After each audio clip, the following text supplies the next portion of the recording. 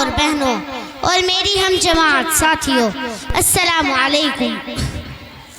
آج میں آپ کے سامنے جس موضوع پر لب کشائی کرنا چاہتی ہوں وہ ہے عظمت قرآن مجید۔ قرآن مجید وہ عظمت والی کتاب ہے جس کے اندر کسی شک و شبے کی گنجائش نہیں۔ قرآن مجید وہ عظمت والی کتاب ہے جو ہمارے لیے رہبر ہے۔ قرآن مجید جس ذات کی طرف سے نازل ہوا وہ ذات بھی ایسی ذات ہے، اس ذات کے علاوہ کوئی عبادت کے لائق نہیں، وہ وحدہ لا شریک لہ ذات ہے۔ قرآن مجید جس پیغمبر پر اترا وہ ایسا پیغمبر ہے، تمام انبیاء کا سردار ہے کہ جن کی پوری زندگی میں پوری انسانیت کے لیے زندگی گزارنے کا نمونہ موجود ہے۔ قرآن مجید جو فرشتہ لے کر آیا وہ فرشتہ تمام فرشتوں کا سردار ہے، وہ ایسا فرشتہ ہے رب کائنات کے نزدیک مرتبے والا ہے۔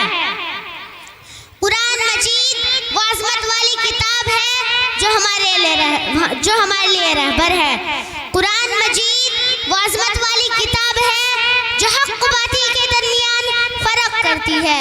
پھر کیوں نہ کہوں یا الہی تو ہمیں عامل قرآن کر دے، یا الہی تو ہمیں عامل قرآن کر دے، پھر نئے سرے سے مسلمان کو مسلمان کر دے۔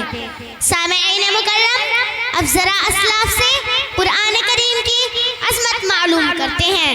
کسی نے امام غزالی سے پوچھا، امام صاحب آپ نے قرآن کو کیسا پایا؟ انہوں نے کوئی عجیب بات کہی۔ انہوں نے کہا قرآن مجید آسان بھی ہے مشکل بھی ہے۔ آسان تو اتنا ہے کسی بھی 8 سال کے بچے کے سینے میں اتر جاتا ہے، محفوظ ہو جاتا ہے۔